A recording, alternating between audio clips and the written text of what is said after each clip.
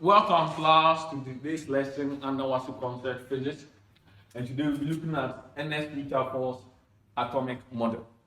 But before that, initially we stated that the atomic model was started by a man known as Rutherfords. John Dalton came to do his own atomic model. We had a man like J.J. Thomson. Now, depending on the limitations of J.J. Thomson's atomic model, which is also known as the plum-pudding atomic model, Ernest Rutherford proposed his own atomic model, and he was able to propose after he was done with this experiment known as the gold foil experiment or the alpha scattering experiment. So the gold foil experiment is known as the alpha scattering experiment. So what happens is that J.J. Thomson's model could not tell us the state of the atom in forming compounds, one, and also could not explain the spectral lines and also what radioactivity. It could not explain the atoms acting in spectral lines and how the atom state in what radioactivity. He could not do that. So now, out of those limitations, Ernest Rutherford brought his own atomic model by doing this gold foil experiment, and it happened in the year 1911. It happened in the year 1911. That is the 20th century. So now, what happened was that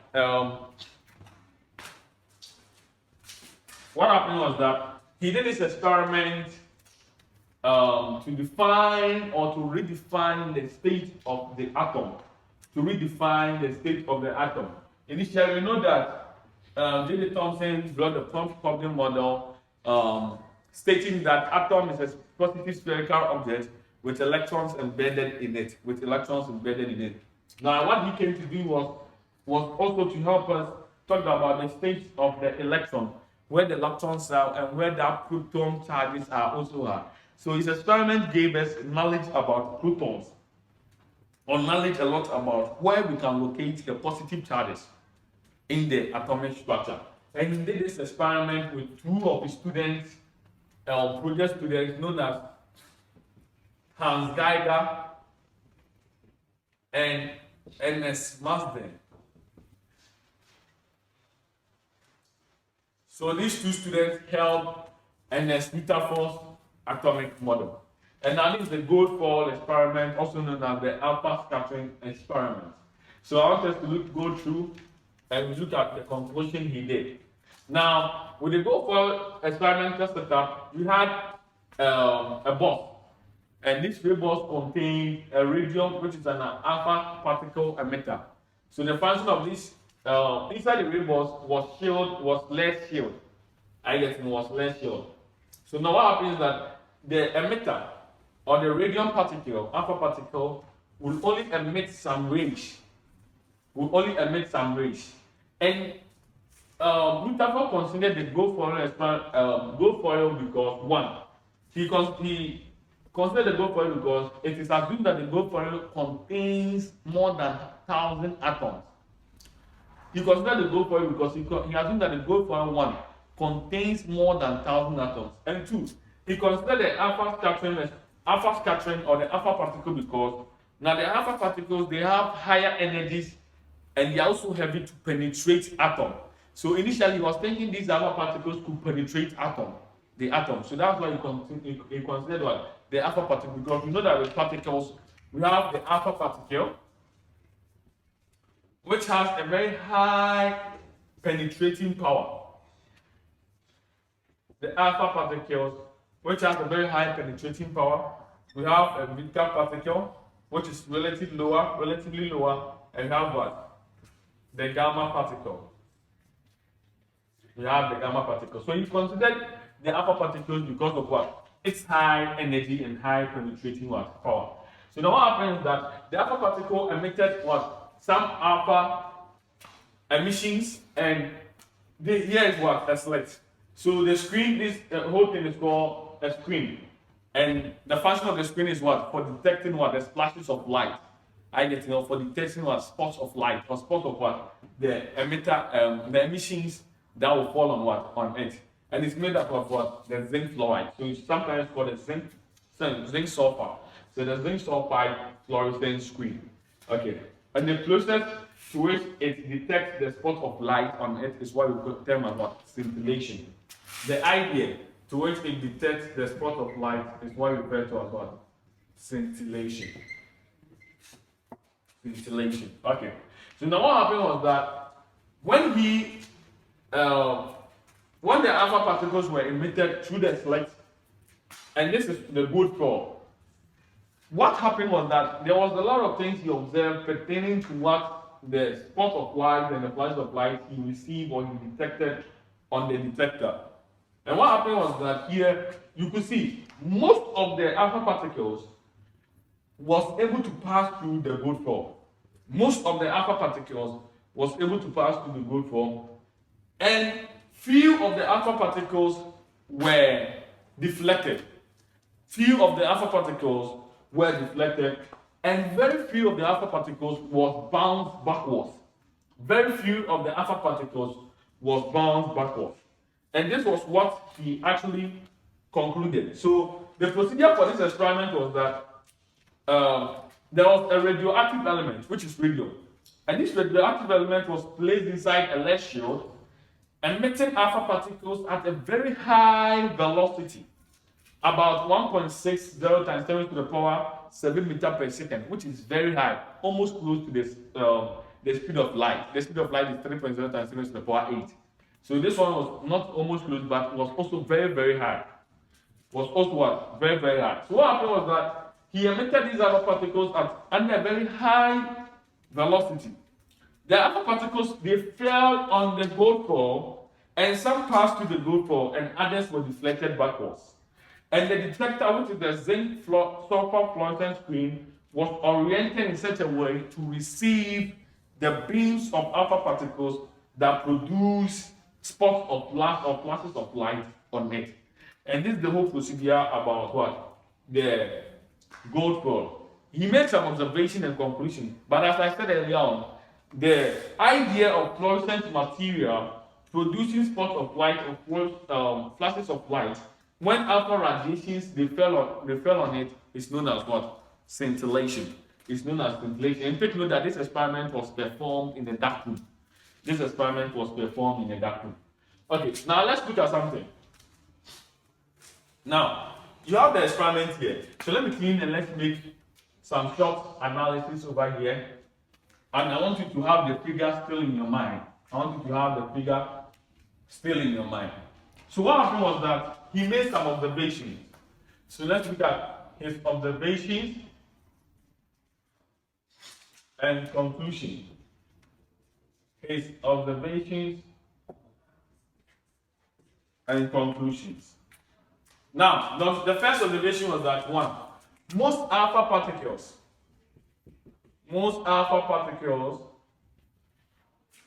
pass through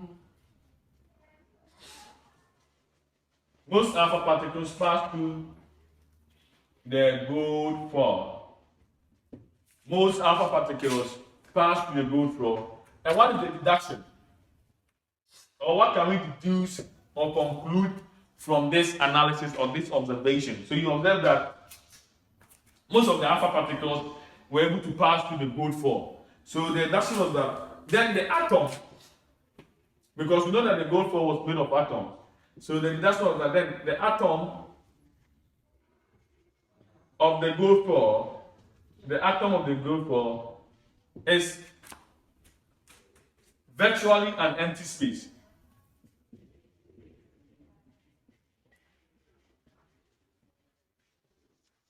So the first deduction was that if most of alpha particles could pass through the gold core, then the deduction was the atom of the gold core is virtually an empty space. It's virtually an empty space. Do you get it? Okay. Now the second deduction he gave was few alpha particles, or the second observation was few alpha particles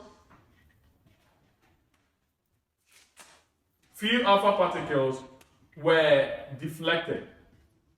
Few alpha particles were deflected. And now take note that the alpha particles is more or less like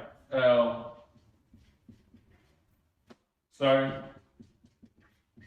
that the helium atom, are you getting it? Is an alpha particle.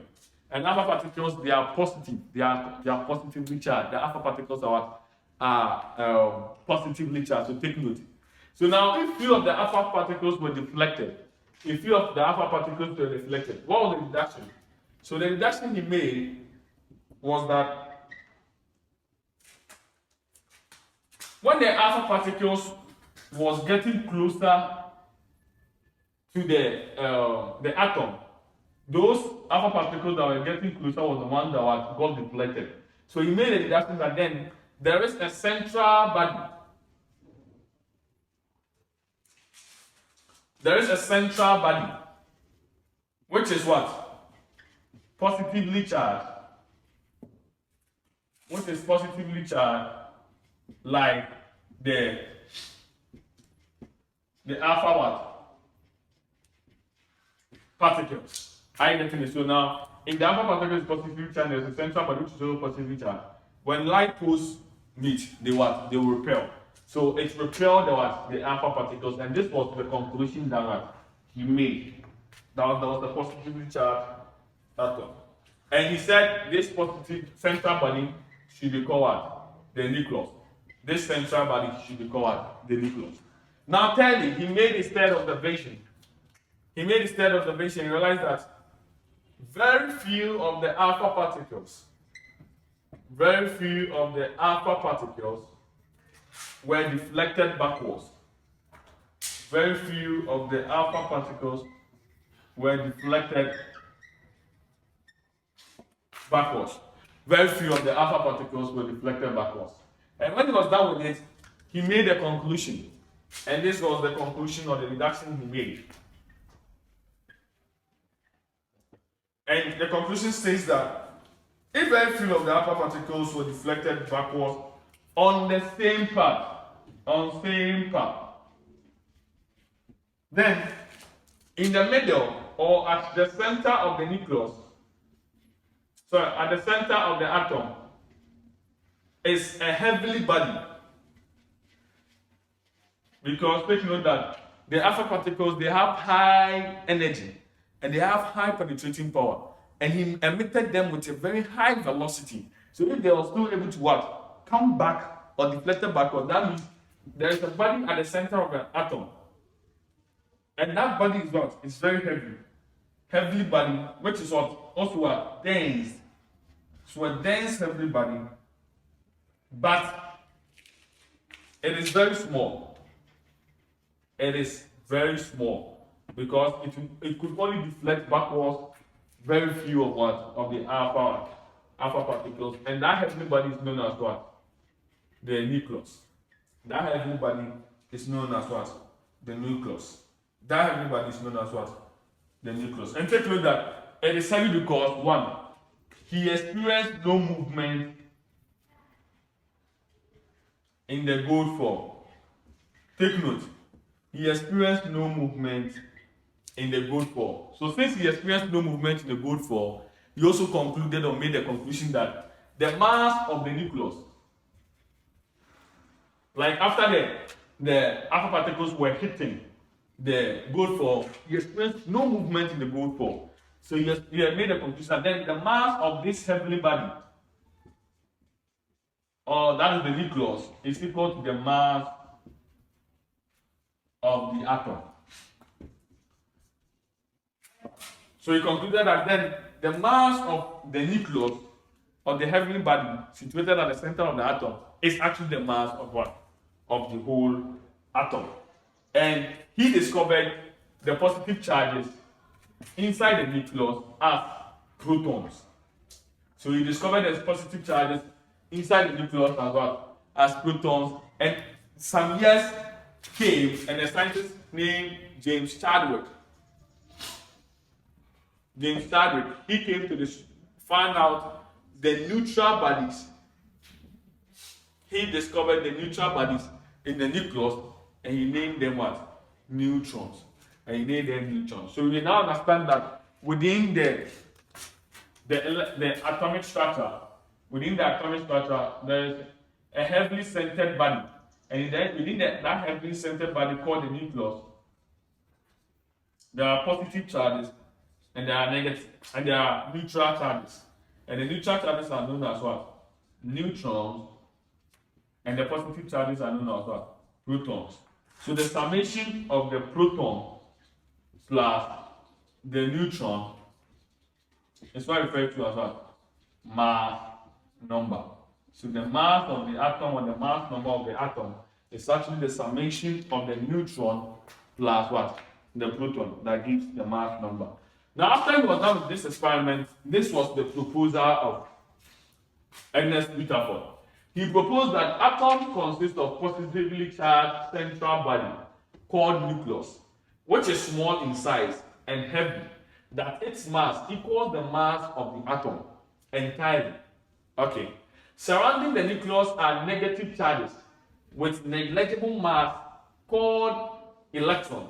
And since atoms are electrically neutral, the total charge of the electron equals the total charge of the nucleus, but of opposite sides. So what he concluded was that then, within the empty space of the atom is where we can find within the empty space of the atom. So now this is the atom, this is the nucleus. So within all this empty space of this atom is where we can locate the electron. But the mass of the electron is so negligible. The mass of the electron is so negligible, so it doesn't affect anything.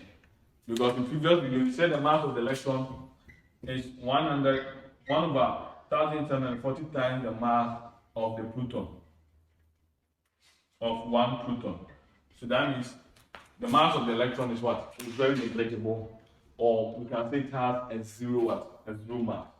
Let's look at the last concept, which is the Rutherford atomic radius.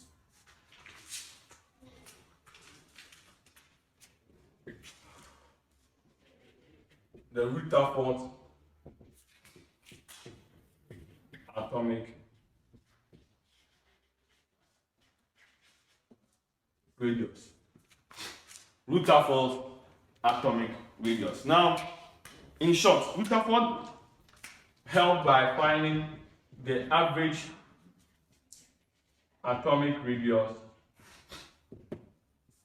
of an atom. So the average atomic radius, and you already know that with an average atomic radius, it becomes the average distance between two adjacent atoms.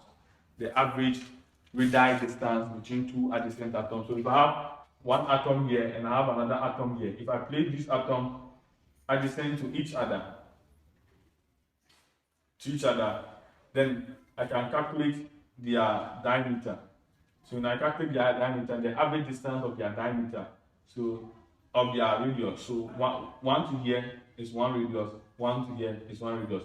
So if I have a sodium atom and I have another sodium atom here, if I put these sodium atoms together, then I get a full length here, which is diameter. So here, the diameter divided by 2 will actually give me what? The average what? Radius. Will give me the average radius.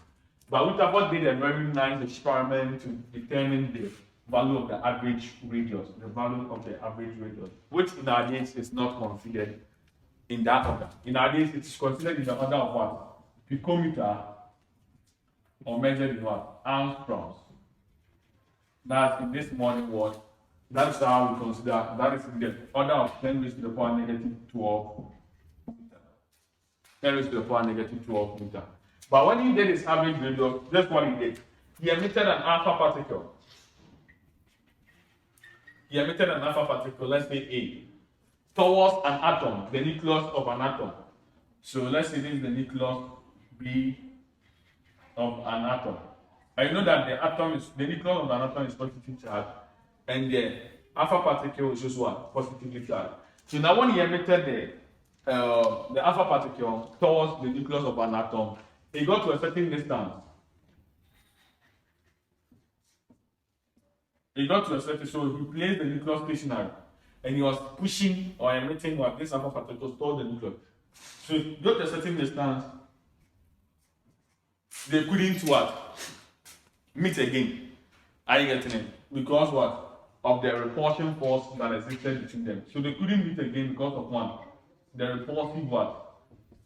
Forces that was exerted on them. Because they are all positively charged. Positive line quotes what? They will repel. Because they are all what? Positively charged. So due to the repulsion force, they couldn't come together. And he calculated the length. He calculated the length between them.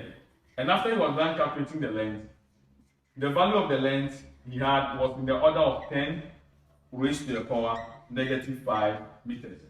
The value of the length he calculated was in the order of 10 raised to the power -5 meters.